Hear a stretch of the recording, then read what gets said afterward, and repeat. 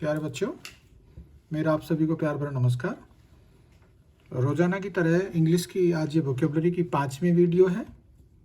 Screenshot ले लो और 4 शब्द ही कराऊंगा और 4 शब्द के माध्यम से आपको 15 से भी ज़्यादा शब्द याद करने को मिलेंगे। पिछली वीडियो में मैंने आपको एक वर्ड बताया था बटरेस।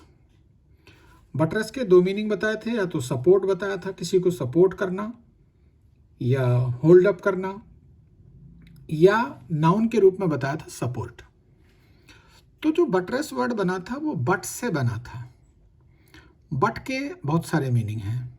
देखो, वर्ब के रूप में है ये रैम, RAM। अब आपको लग रहा होगा कि हिंदी का ये तो राम है। राम नहीं है, ये रैम है। मैं बताऊंगा इसका मीनिंग। रैम है। दूसरा मीनिंग है हेड बट। तीसरा मीनिंग है बंट। नहीं आया होगा समझ में? तो अभी समझाऊंगा। नाउन के रूप, ये वर्ब के रूप में है। नाउन के रूप में है a push, a blow, target, victim, object, buttocks, etcetera. इसके थोड़ा डिटेल मीनिंग लिए मैंने, आप उनको देखो। तो डिटेल मीनिंग में जैसे ये है बट। बट का मतलब होता है बटक्स या हिप, आप समझ गए होंगे। दूसरा मीनिंग होता है इसका बट। बट जैसे आपने सुनी होगी कि बंदूक की बट या रिवॉल्वर की बट ऑफ गन या राइफल की बट। तीसरा होता है एन अनयूज्ड रिमाइंडर सिगरेट और सिगार, यानी कि सिगरेट और सिगार जो लोग पीते हैं, वो जो पीने के बाद जो छोड़ देते हैं, फेंक देते हैं, उसको भी हम क्या कहते हैं? बट कहते हैं। अगला मीनिंग है इसका विक्टिम। विक्टिम का मतलब होता है पीड़ित, जिसके साथ कोई अपराध हुआ हो। 5वां मीनिंग है इसका टारगेट। 6ठा मीनिंग है इसका गोल। गोल का मतलब भी टारगेट ही होता है। जैसे फुटबॉल वगैरह में हम गोल करते हैं ना, तो वो हमारा क्या है? टारगेट ही तो है, वहां तक बॉल पहुंचनी चाहिए। तो हम देख रहे थे इसका एक मीनिंग बनता है पुस्ता।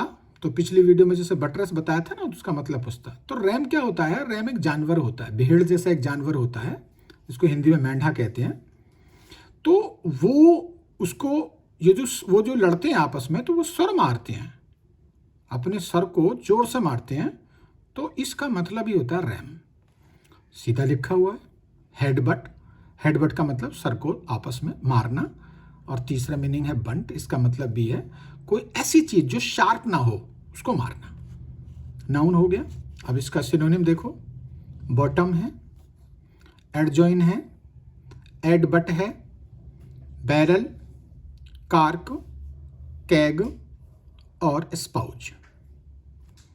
ओरिजिन वही पीछे जो वर्ड बताया था, जैसे फ्रेंच वर्ड है बॉटर।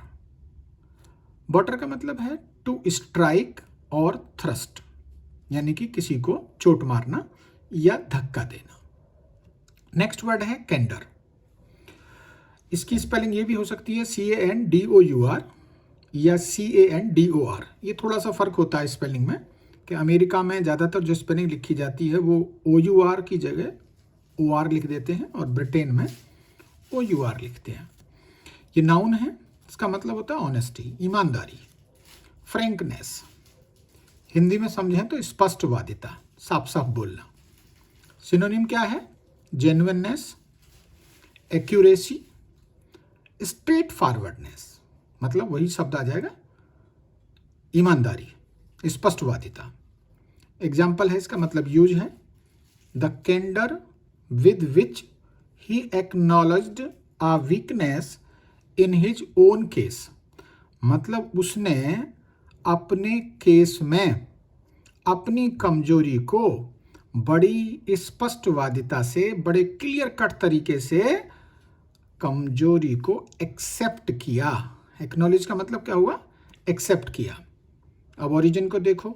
ओरिजिन है लैटिन का है, वही सेम वर्ड आ रहा है, कैंडर या कैंडेयर का मतलब होता है टू शाइन और टू ग्लो, चमकना। इंग्लिश का एक वर्ड होता है कैंडिड। कैंडिड का मतलब भी ऐसा आदमी होता है जो बिल्कुल ऑनेस्ट होता है, ईमानदार होता है। तो वहीं से शब्द आया है कैंडर। शब्द क्या आया है? कैंडर।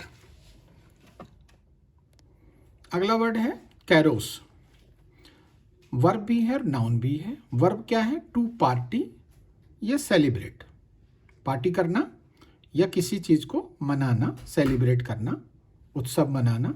नाउन के रूप में है और नॉइजी और लाइवली ड्रिंकिंग पार्टी, ऐसी पार्टी जिसमें शोर शराबा हो और हाँ हुल्लड़ हो और ड्रिंकिंग पार्टी हो। सिनोनिम है रेवेल, ध्यान रखना, REVEL, रेवेल। रेवेल का मतलब होता है आनंद मनाना, आनंद करना, मौज मस्ती करना। अब एक वर्ड होता है रेबेल, ध्यान रखना, सिर्फ एक वर्ड का फर्क है, यहाँ वी है यहाँ बी है।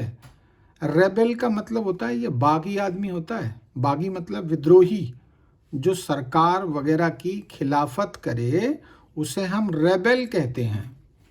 अब इसका यूज देख लो। They danced and caroused until the drink run out. उन्होंने डांस किया, मौज मस्ती की, पार्टी की, कब तक? जब तक कि ड्रिंक समाप्त नहीं हो गई।